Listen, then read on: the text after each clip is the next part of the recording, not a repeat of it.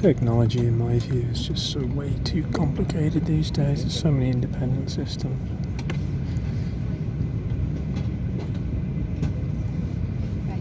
So we finally got a van.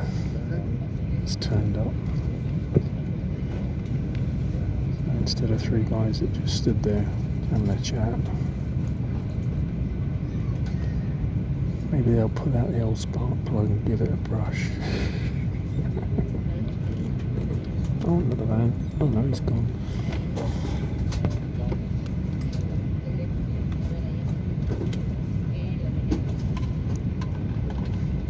Doesn't exactly fill you with much hope when, you're just about to go on a fucking 11-hour flight and they can't even start the fucking engine before you get off the ground. It's like, what else might have gone wrong somewhere in the fucking ridiculously complicated chain of technology that allows these things to fucking fly.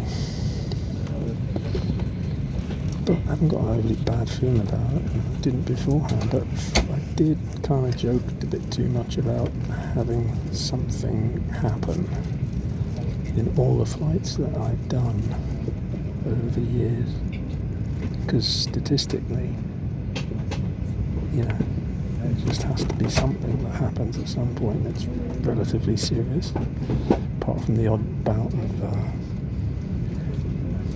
sort of, bouncing around in the sky a bit too much and having lockers fly open, or the odd heavy landing, etc.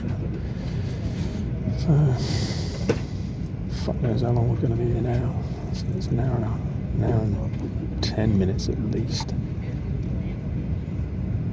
that we're late, and we were half an hour late pushing back. And then we had to come back to park again, so